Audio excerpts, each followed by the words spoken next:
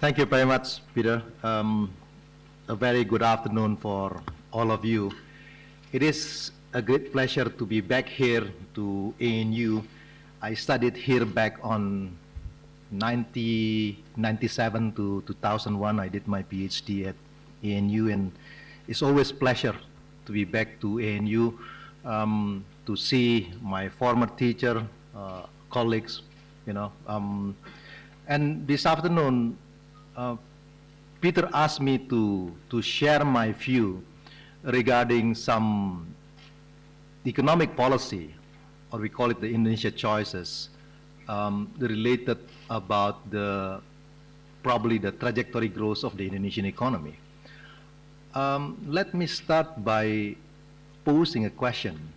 One of the important questions to be addressed is about the Indonesian trajectory growth, because it is quite interesting that if we look at Indonesia in the past 3 years, Indonesia has been the darling of the international investors. But all of a sudden, since May last year or June last year, Indonesia was considered as one of the members of the Fragile Five, together with India, South Africa, Turkey, and Brazil. So the question is, what will be the Indonesia trajectory growth? And what will be the future of the Indonesian economy? So this afternoon, I would like to share with you about my view regarding this issue. But let me start to talk about the global context first. Unfortunately, when I said that the situation in Indonesia has changed since May 2013, unfortunately, that was the time when I was appointed as a Minister of Finance. So I'm not very sure this is because the President appointed me as a Minister of Finance, then the economic situation in Indonesia is in trouble, or maybe because the global context and some combination of the domestic context. But let me share my view regarding the global economic situation first. I think in the past 4 years, emerging market has been benefited by the quantitative easing policy, produced by the Fed. The money flowing into the emerging market, including Indonesia. Some of them went into the energy market, commodity market. As a result, energy price went up, commodity price went up. And Indonesia is a country in which that we produce, in our export, about 65% is energy and commodity related, benefited by this. Then in May, looking at the improvement of the US economy, then Mr. Bernanke decided to at least to give a signal to the tapering off about this stimulus policy, and impacted the many emerging economies, including Indonesia. So that was the point. Then 5 countries, which is later on known as the Fragile Five, affected by this impact of the tapering off. We will discuss about this issue in more detail next Saturday and Sunday in the G20 meeting in Sydney. But this afternoon, I would like to share with you that the issue of the tapering off is only a part of the whole story. Why? Because if the tapering off is the main result of the country like Indonesia affected by this, then the question is, what about Philippines? What about Singapore? What about Thailand? Why Philippines, Singapore, Thailand, or other countries, even though they are affected, but not as severe as what Indonesia had? Then the issue of the internal problem came into the picture. And one of the biggest problems in Indonesia is the issue of the current account deficit. Because in the second quarter of 2013, we had a current account deficit about 4.4% of GDP. So one thing that we need to focus in doing this policy is, in the short term, that we need to address the issue of the current account deficit. Yeah. As an economist, if I try to simplify this, even though not all of us will agree with this, a deficit in a current account is a reflection of the excess demand. So you have two choices. You expand the supply or you reduce the demand. The ideal one will be you expand the supply. But unfortunately, within the short period of time, you cannot do it. So the only option left is you have to slower growth. Slower growth means you have to raise the interest rate. My colleague from the central bank raised by interest rate 175 basis points. We from the Ministry of Finance, we do the fiscal tightening. Just 1 month after I was appointed as a Minister of Finance, we adjusted the fuel price by 44%. For many of you who probably not very familiar with the gasoline price in Indonesia, gasoline price in Indonesia is only 40 cents to the dollar. So you can imagine how distorted, this gasoline. I call it this policy a triple winning policy. This is good for macro because this may reduce the pressure on the current account deficit. This is good for the poor people because the fuel subsidy mainly benefited the middle and upper class. And if we reduce the fuel subsidy and allocate these poor people, then this is good for the distribution as well. And the third one, this is good for the climate change. By raising the price, it will reduce the fossil fuel consumption. So this is the short-term policy. But then the question is Indonesia need to continue to maintain this slowdown of growth? I would say that 2013 and 2014 will be the consolidation year. The Indonesian economy may only grow less than 6%. Last year, 2013, we grew by about 5.8%. But still, with the 5.8%, Indonesia is still the second fastest growing economy after China, because China grew by about 7.7% last year. For this year, I believe that the economy will be around 5.8, maximum 6%, because we try to slow down the growth in order to reduce the issue of the current account. And the result, the good news came about a week ago. The central bank announced the latest data on the current account deficit. It's dropped from 4.4% to become 1.8% of GDP. As a result, the rupiah strengthened quite significantly in the past week. The bond yield, improved. But the next question is, what will be the medium and the long-term trajectory? Because this tightening, that will be the short-term policy. The way I look at the situation in Indonesia is, if we're talking about the medium and the long term, the main issue is on the supply side.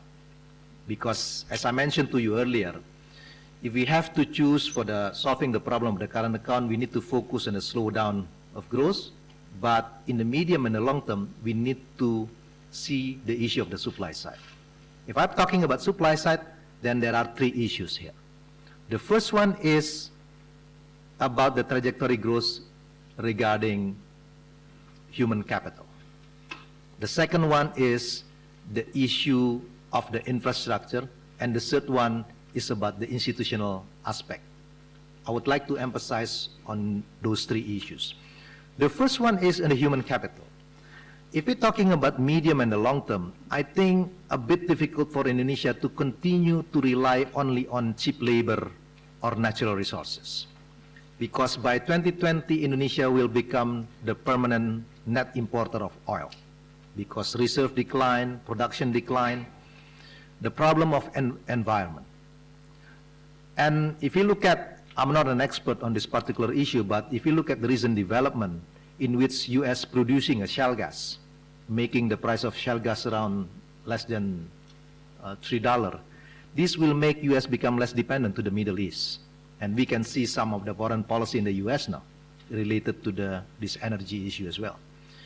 Unfortunately, a country like Indonesia, as I said, 65% of our export is energy and commodity related.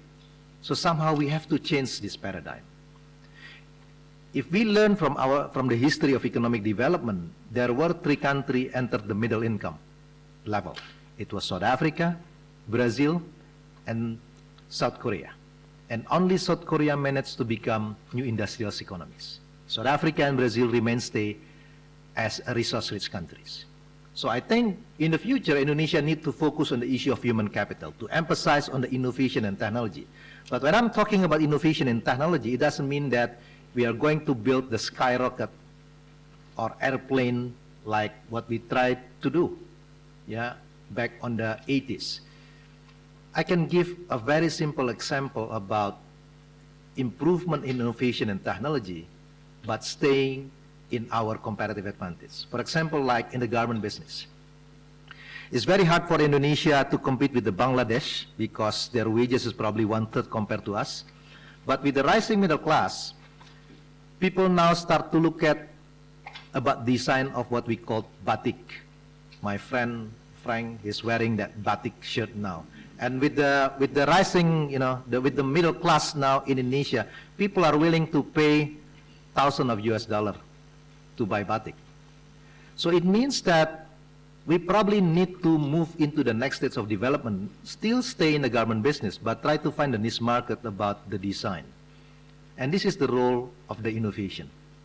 This is the role of the technology. If we want to stay on the resources, but we need to do something related to this issue. That is why our policy need to go to the emphasis on the innovation and technology. And as a Minister of Finance, now we start to come up with a policy which provide an incentive. If the company would like to do an R&D in Indonesia, we give a tax incentive for that.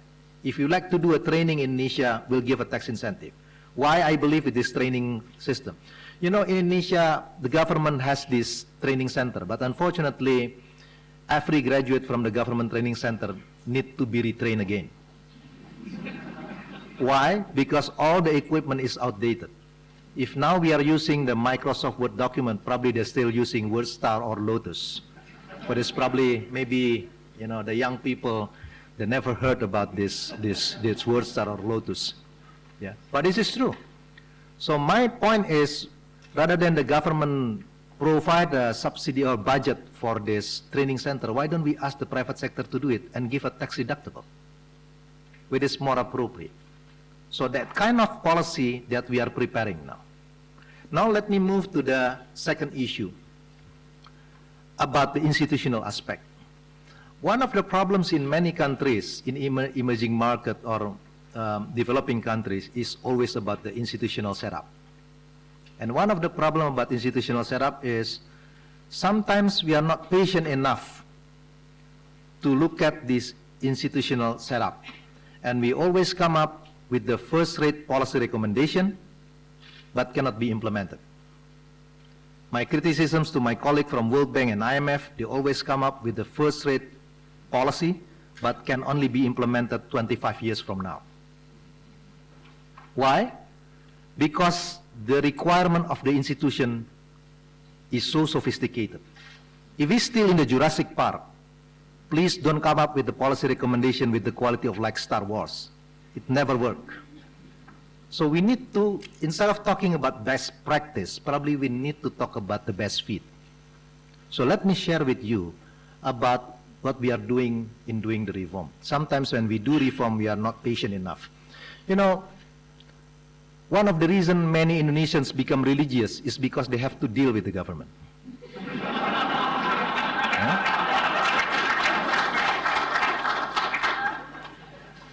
If you try to do an investment, I was a chairman of the investment board, you submit a document, you never know what's going to happen to your document. The only thing you can do is only praying that one day the government is kind enough to grant you a permission. So the issue is about uncertainty. So when I was a chairman of the investment board, I know exactly one of the problems is related about uncertainty. So I created what I call the tracking online. So if you submitted a document, then I give you a PIN, then you can trace in which table your document stuck. If you see that this document stuck in this table for about 3 days, then you can send me an email. I know the investor, they are professional complainers. They are very good in complaining. So I have to channel their hobby, right? So my job was very easy. I just receiving email and just forwarding to my staff. And they are doing it for me for free. Because if I establish a team in my office, all of them will say good things about all the process, right? So my point is, probably we can start reform with something very small. If you introduce this kind of things, you don't need to get an approval from the parliament. Let me give another example. If I were an Australian investor who would like to invest in Indonesia, I won't fly from Canberra to Jakarta because it's costly too much. Probably I would check in the internet. But unfortunately, when I check on our website about the investment, I myself get confused because of it, because all the regulations in there. So the next things probably I will try to call my office, you know. But you know, in many institutions in Indonesia, if you try to call our office, nobody pick up the phone. If you send an email, nobody reply email. So the reform should start from something very simple. You have to pick up the phone. The question is how can you be sure that people will pick up the phone? So I make a record for every conversation between investors and investor relation. And randomly I check every 2 months. So my point is, you know, if you do this kind of things for the institutional setup, then you can improve. And the last but not least, if we want to go for the new Indonesia trajectory path, that will be on infrastructure. Infrastructures become the biggest obstacles in Indonesia because the issue of the land clearing, the land procuring. If you go to Bali, now we have this new toll road above the sea. And it's quite interesting because we built this toll road less than 12 months. Usually, we always get a problem in building a toll road. You know why we can build the toll road less than 12 months? Because it's above the sea. There is no land issue. So in Indonesia, it's much easier to create a miracle like Moses rather than do a land procuring. So this is the reality. But if you come up with the solution that you need with this kind of institution, then it won't work. So we need to come up with a very pragmatic approach.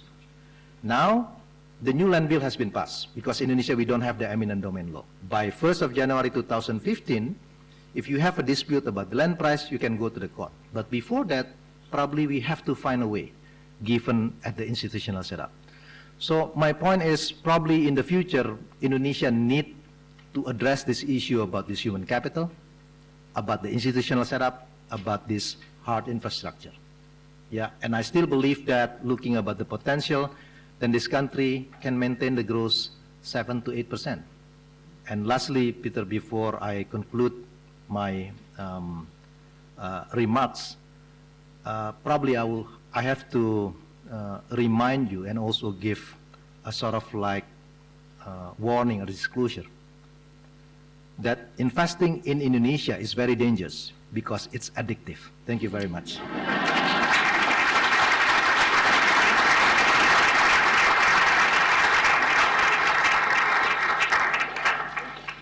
Shiro Armstrong will now join the panel and have a discussion with Deda, and you'll all join in.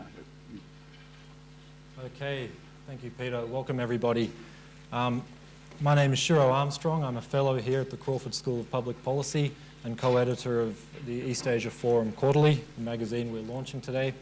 And I'm joined here by my panel to discuss some of the issues that the Minister raised and many of the issues that are in this issue of the East Asia Forum Quarterly. So I'll just introduce the panel briefly. Right next to me is Professor Andrew MacIntyre, who's Dean of the College of Asia and the Pacific, and who's a political scientist specialising on Indonesia. Virginia Hooker is a Professor Emeritus in the Department of Political and Social Change in the College of Asia and the Pacific. Virginia's research is focused on Islam in Southeast Asia, literature and social change in Malaysia and Indonesia, and most recently she's been working on Islam-inspired art in Indonesia as a form of social engagement.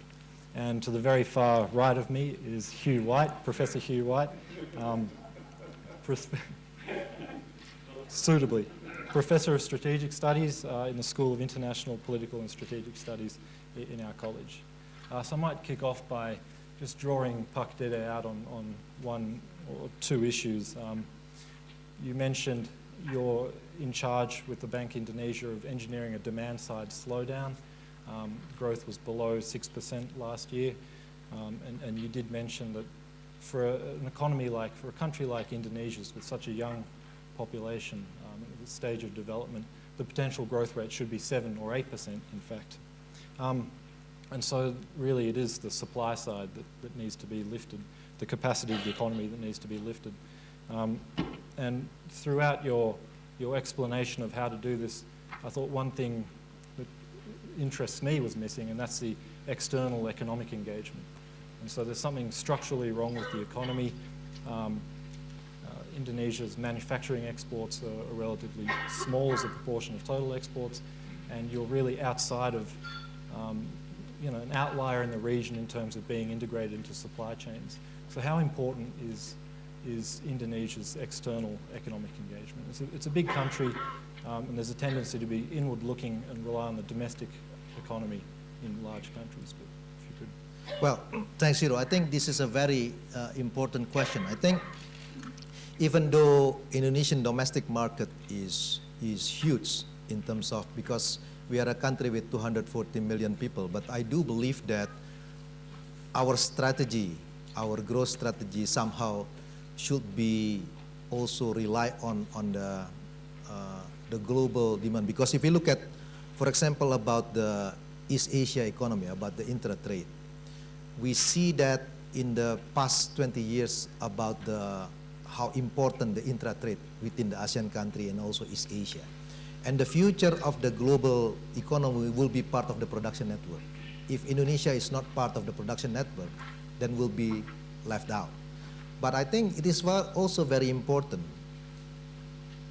how to strike the balance. Because if Indonesia rely too much on export, if there is a shock in the global economy, that somehow will affect us. So, diversification of the product, join the production network, but at the same time, put a balance on the domestic economy would be the growth strategy for this. Okay. Before we talk about Indonesia in the region and its bilateral relationships, thought I'd ask Andrew MacIntyre to tell us a bit about the upcoming elections. Indonesia goes to the polls next month, or 2 months' time, and then later in the year to elect a president. Could you give us some context and the significance of the elections this time around? Sure. Just before I do that, Shiro, let me draw the room's attention to what I think is easy to miss about the significance of Dede Basri being here with us today. I mean, any time you get a star minister from an important country coming to town, coming to campus, that's a pretty remarkable thing. But to have a senior minister from the Indonesian government here today in this format is notable. Notwithstanding the significant amounts of vinegar that are in the government-to-government relationship right now, and maybe we'll come back to that in discussion.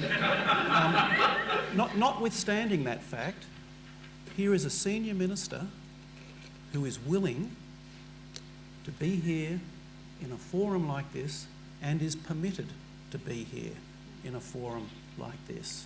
So whatever the state of the government-to-government relationship, and I'm not going to put any varnish on that, whatever the state of that, I think this tells us something about the underlying country-to-country relationship, because I do not think you would have seen this 20 years ago in an equivalent moment of vinegar.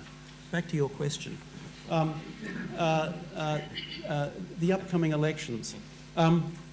This is potentially a really interesting, potentially very positive episode in Indonesia's development. Everyone in this room understands there's no certainty in what happens to politics, and what's that old phrase, a week's a long time in politics. Let me do what academics are trained never to do, and that's to try and make a few short, crisp statements on this. The most likely outcome is that the next president of Indonesia will be the current governor of Jakarta, Joko Widodo. the opinion polls have been showing this unambiguously for a long time. If that happens, that will be a powerfully good thing for Indonesian democracy, because the clear will of the people will have been translated into an electoral outcome. It doesn't always happen in elections in countries everywhere. On the other hand, if that does not happen, there's potential for significant public disappointment, disillusionment, and other things you might imagine. So I think this is potentially a really important period. What might it be like? What might a Jokowi administration look like? Well, we know for starters that it will have Obama-like challenges. You can be sure of that. The expectations are so high, it is certain they will disappoint. Second, we know it will be coalition-based government, which means they'll really disappoint. Third, we know, in part because Jokowi is so popular, that partly the reason he's so popular is because he's connected to local political issues. Another way of thinking about that is he's completely, I shouldn't say completely inexperienced, he doesn't spend much time thinking about the sorts of things this guy thinks about. He doesn't have a lot of experience or familiarity with the levers of national policy and those debates. So I think you can expect considerable inexperience. The area I would look to with some optimism is the social welfare area. That's where you've been seeing him do things as Governor of Jakarta, and there's potential for that, for better or worse, at the national level. So that's where I'd be looking. Where I would not be looking so hopefully is international policy. I think it's not that a Jokowi administration would be inward-looking or anything like that, but there will be less emphasis on internationalism. That's what I think. Great. Of course, SBY faced a steep learning curve in international diplomacy when he first came in as well, so maybe we can expect some growth there. I think his underlying values are less internationalist than SBY's. Okay. Well, I won't ask Pak Dede about the politics, but I would like to ask you about a recent article I read of yours in Compass, where you built on Amartya Sen's argument that democracy and freedom dampen the effect of economic crises. Can you explain what exactly you meant by that, and what role democracy plays in Indonesia and securing Indonesia's economic future? Sure. Before I address your question, let me comment a little bit to Andrews. Luckily, I didn't take a course in the political sciences, so I shouldn't make a projection that who will become a president. But Indonesia is always a disappointing country, Andrew, in the sense that if you are too optimistic in Indonesia, you'll be disappointed. If you are too pessimistic on Indonesia, you'll be disappointed as well. That is why we have to look at, about how people make an adjustment about this process. Sometimes our forecast, our projection is always wrong because we undermine the capacity of people to make their own adjustment about the international issue, about the welfare. Now, to your question, Shiro, I do believe that the role of democracy is a very important in the economic policy. Let me share with you about my long discussion with the Indonesian architect, the Indonesian economy architect, Professor Wijoyo, long time ago, before he passed away. We had a long discussion, and he asked me why in this current administration it was very difficult to implement the policy. And I said that in your term it was very easy, because what you need to do is just to get the ear of President Suharto.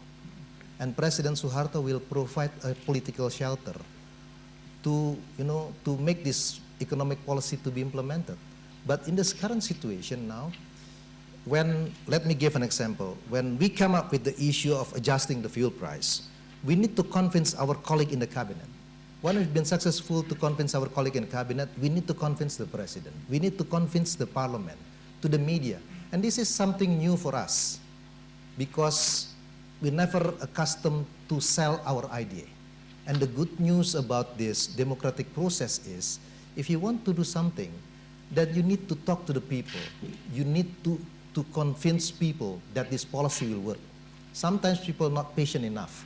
But I do believe that by doing this will provide a better view about the policy itself, will provide a channel if there is a disappointment among people. If you see the Indonesian TV, a lot of criticism to the government, but to me, this is noisy.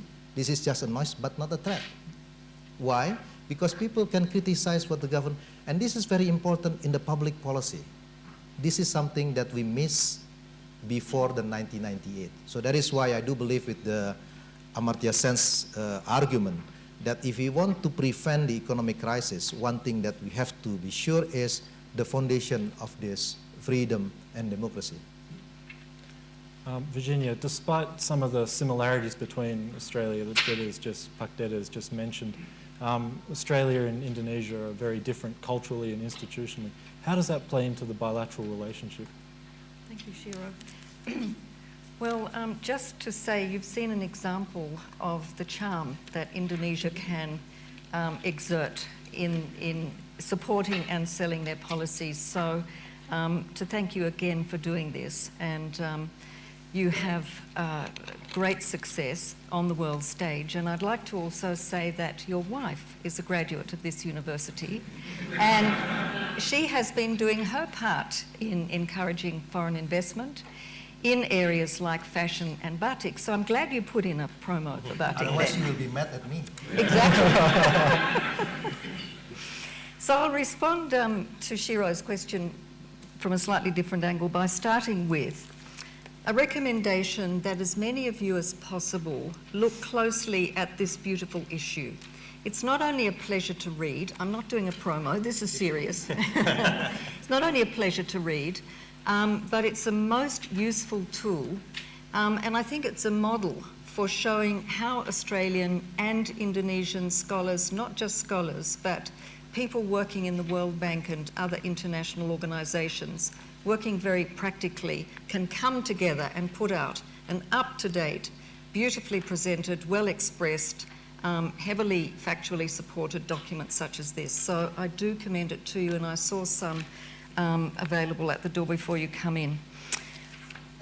So you asked about the differences between our nations and how they play into our relationship. Well, 20 years ago, I would have started by agreeing that the contrasts are indeed vast. And especially when we look at the demography, it's quite overwhelming. We will never catch up with Indonesia. Minister Basri said 240 million, let's say 250 million, and let's say for Australia 25 million. I mean, that's an incredible disparity. So there'll always be that contrast between us. But when you read this publication, I think you'll find that the authors here raise issues, and I will read them out for you, and in fact the Minister did also, issues which are challenges for Indonesia such as productivity, infrastructure development, employment, education, equitable distribution, foreign investment, corruption, sustainable development. These are all extremely familiar terms to us, including corruption. So I would like to suggest that these issues apply to both our nations. And I'd like to ask Minister Basri if he agrees with that. And if he does, how could we use that commonality to work together to produce pragmatic solutions to these common challenges? This is a very tough question. Let me address the issue of this infrastructure. Yeah, I think one of the key problem in Indonesia related to the infrastructure or productivity is, Shiro mentioned about this, Indonesia have been not very active in the part of the production network. If Australia would like to sort of like enhance the cooperation between Indonesia and Australia, and my suggestion is would be if we can do a sort of like part of the global supply chains. this is something that politically will be acceptable. Because if we just focus on the look at the issue of trade, people will think that maybe Australia will take the benefit, reap the benefit of the huge domestic market. But if we work together using this global, production network, then Indonesia is also part of this productivity development. Let me give a clear example for this. Indonesia would like to have this quote-unquote self-sufficient on beef. Yeah, I know this is a very sensitive issue on beef. But I don't think that we do have this comparative advantage for this. Like it or not, we need to import from Australia. But to ensure that this will be beneficial for Indonesia, why don't we start to think that Indonesia investors start to invest in Australia and do some acquisition? Then once we need to import beef, it's come from the Indonesian-Australian company. If Indonesia needs rice, why don't we start to invest in Laos or in Cambodia? Then the issue of the self-sufficiency doesn't mean that we will produce domestically, but we look at Indonesia as a regional player. That's the first one. The second one on the issue of the corruption. I think this is very important. We conducted a research about 14 years ago. It is very interesting. After we launched the decentralization, the corruption increased. But 7 years after decentralization, the corruption slightly decreased. The way we measure the corruption is the extra cost. Extra cost means anything that you have to pay besides the legal tax. The interesting part is why the corruption start to decline, because every local government start to adjust themselves to attract investment to come to the region. So competition somehow reduce corruption. So if we want to to come up with a policy, with a pragmatic policy for this, why don't we just provide an incentive? If you do good in competition, attract the investment, then you will get some money. This is the thing that I'm working on with the special allocation fund. If you provide a good investment climate, then we can provide some allocation of budget. And probably we can learn from the Australian experience, because quite similar with Indonesia, you have the several states. How to link between the federal government and the state's government, this is something that probably Indonesia can learn. I hope I addressed your question. Hugh, I might turn to, did you want to jump in, Andrew? You on the strategic issues. Indonesia is a very large country, 240, 250 million people. The economy is already larger than Australia's economy in purchasing power parity terms, given the trajectory of the growth rate of Indonesian economy. It'll be much bigger in nominal terms soon, and it'll continue to grow very quickly. What does this mean in strategic terms and for the regional and global power dynamic? Well, thanks, Shira. It's a great pleasure to be part of this panel, and I too found Mr. Basri's comment extremely interesting. I do think Indonesia is an extremely interesting point in its evolution as an international and regional player. Through the long decades of the New Order and what we might call the post-New Order era, which I think might be coming to an end, we've had a remarkably stable and coherent vision of Indonesia as an international player, very starkly different from the vision that emerged in the era of the new emerging forces and years of living dangerous and all the rest of it. A very consistent, very coherent and very beneficial model of Indonesia's role in the world, but also a role which kind of worked by understating Indonesia's place. It was a kind of an Indonesia behaving modestly, pretending it was a less powerful country than it really was.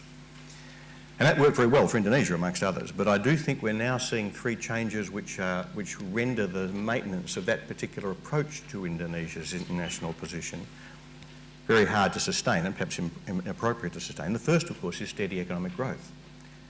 The big story, from a strategist's point of view, the big story about Indonesia is not the ups and downs that the minister is responsible for managing, but the long curve. The long curve is very steady. And there's not much reason to think that it won't continue to be very steady. It could, in fact, accelerate. But even at 6% per annum, this is a very big economy, getting bigger fast. And wealth is power, in the end. So that does change the fundamental strategic and political weight that Indonesia puts on the table. The second is new politics.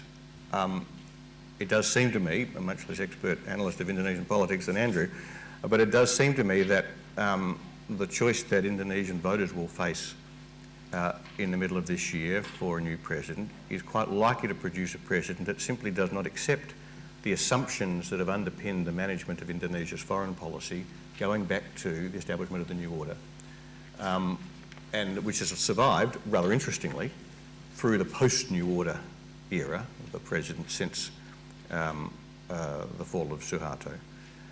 And so I think it's perfectly possible, quite probable in fact, that we'll see Indonesia's internal political system producing leaders that have a different approach to Indonesia's role in the world. And just to be clear, it doesn't necessarily mean, doesn't at all mean, necessarily an Indonesia that becomes more difficult for the rest of us to live with. It in particular doesn't mean a reversion to what you might call the Sukarnoist foreign policy. Very common mistake is to think that if a country stops doing what it's been doing for the last 40 or 50 years, it has to go back to doing what it was doing before then. No, Indonesia has a vast range of possible ways it could act as an international player. And my point is, it will be different.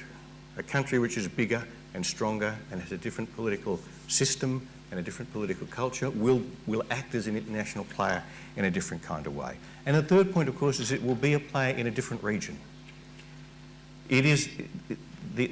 Indonesia adopted its new order and post-new order policy at a time when Asia itself was remarkably stable. The Vietnam War was coming to an end, the Cold War in Asia was coming to an end, the United States primacy was becoming uncontested. That era is passing. I would say, different debate, that era is past. We're now in an Asia which works very differently. Indonesia, in order to protect its own interests, is going to have to conduct itself differently in that region from the way it's been able to manage in the past. So I think this is going to be an Indonesia which is more active, which is more powerful, which is more important in many ways to its neighbours. And I think one of the big challenges for us, Indonesia's neighbours, is to work out how we respond to that. Well, let me just say two things about what that means for the Australia-Indonesia relationship. Australians, of course, have always found Indonesia a very hard country to get our heads around. Big and close, but poor and weak. Is it important to us because it's big and close, or not so important because it's poor and weak? We've never quite worked that out. But now, of course, Indonesia is big and close, and it's not poor and weak anymore. It's richer and getting stronger, and in a region which is more complex, in which Indonesia is likely to be playing a bigger role. So it's the simplest proposition in the world that Indonesia is becoming much more important to Australia. Whether or not you agree with Tony Abbott that it's the most important relationship we have, and whether or not you have any idea different from Tony Abbott's about what that means about how you conduct yourself towards it, that's a different question. But right at the heart of this is the way in which, and this is now going to talk about Australia, not about Indonesia. It has been very easy for Australians to assume, really throughout the history of our relations with Indonesia, that in the end we could primarily set the terms of the relationship. We could say how we wanted that relationship to work, and it will be up to Indonesia to decide how to respond. And I think in many of the difficulties we are now seeing in the Australia-Indonesia relationship at the moment, you can see that tendency continuing, a tendency in Canberra to believe that it is up to Australia to set the terms of the relationship and Indonesia to decide whether they're going to respond to it. And that might have been true at one stage. It's not true now. It will be less and less true in future. At the same time, it will become more and more important for us, for Australia, for the relationship to work. So I think the trends we're seeing at the moment in Indonesia's evolving international posture are going to make it even more important for Australia to start rethinking that assumption about the extent to which we can dictate the terms of the relationship. Thank you. Thanks, Hugh. I'd like to open it up to questions from the audience. We don't have too much time, but why don't I pick a few people? There's a hand up there, Fitrion. We've got a mic somewhere? Great.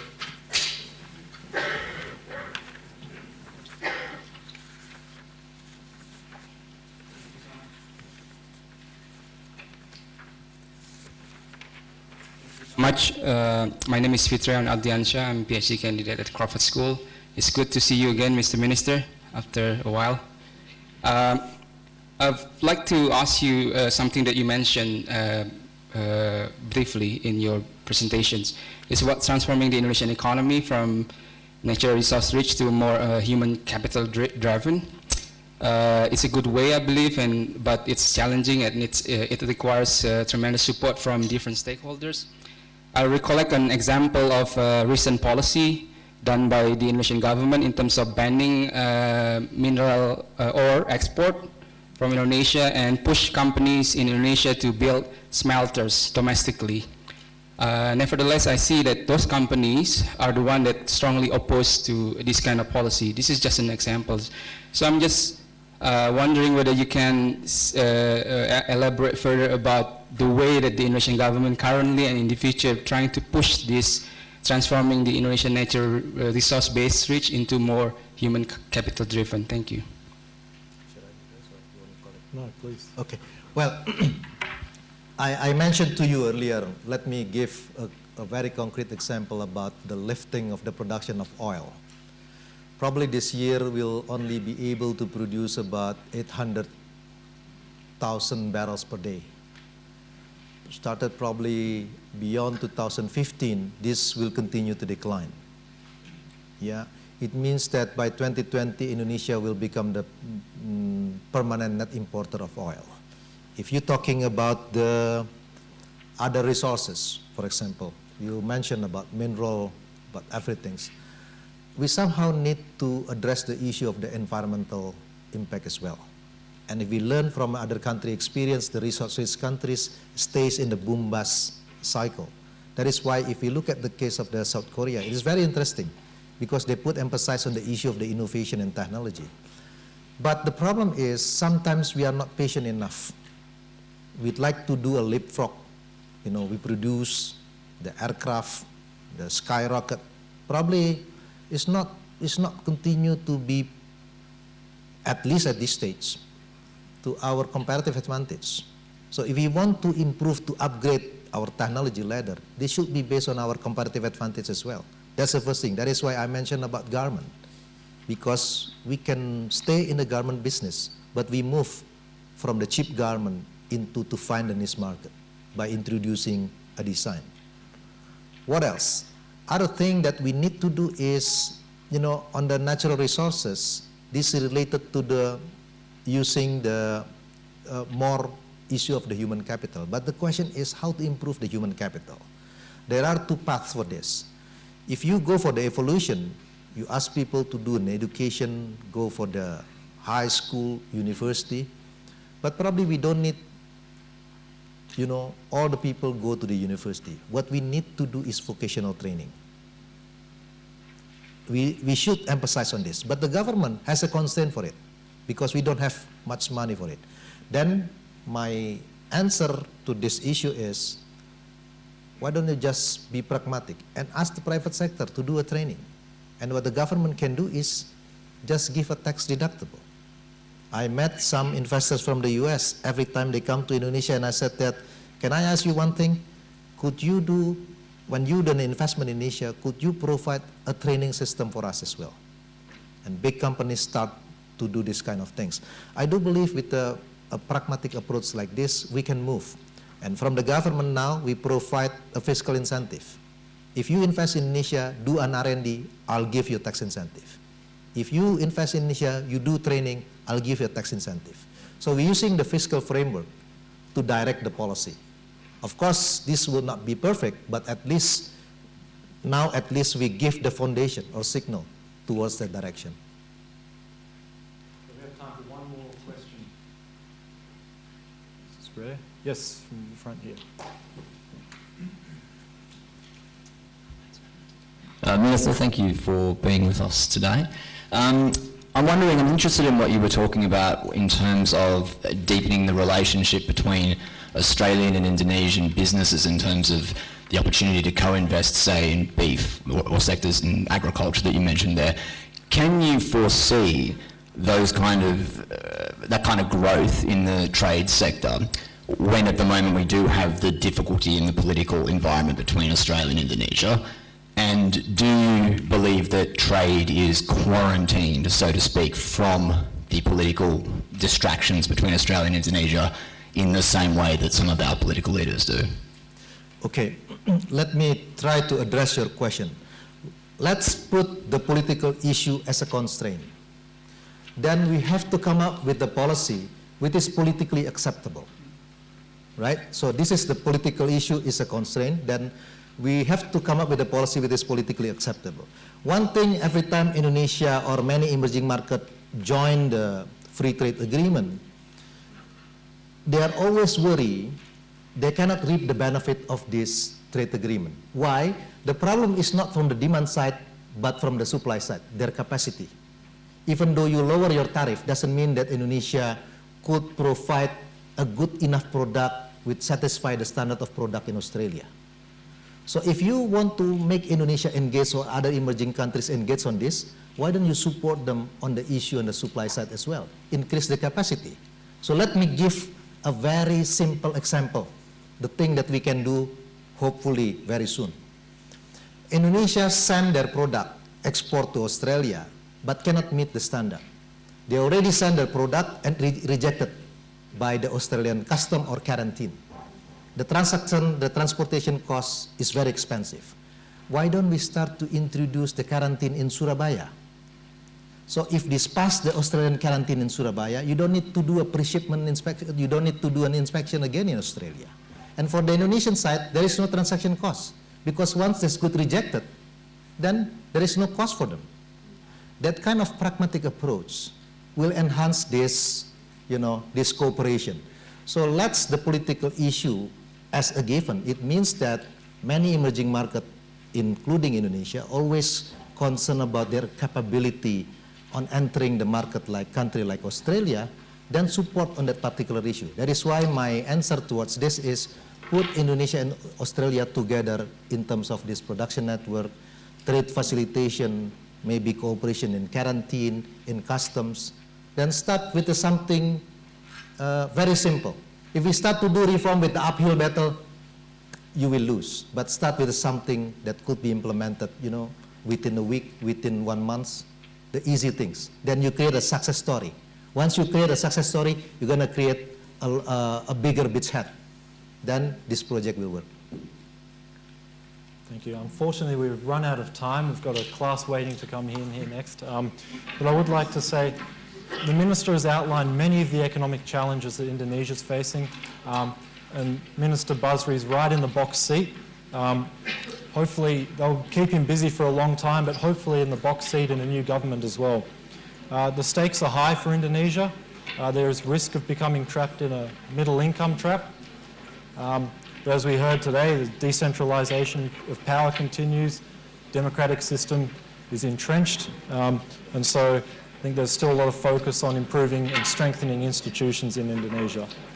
So finally, if Indonesia only muddles through with these economic reforms, still its economic and strategic weight will be game changers in the region. But by all likelihood, I think Indonesia will do much better than just muddling through. So the question is Australia ready for this and ready to be part of the story? And can Australia embrace a confident, prosperous next-door neighbour like Indonesia? So please join me in thanking the panel and especially Minister Basri.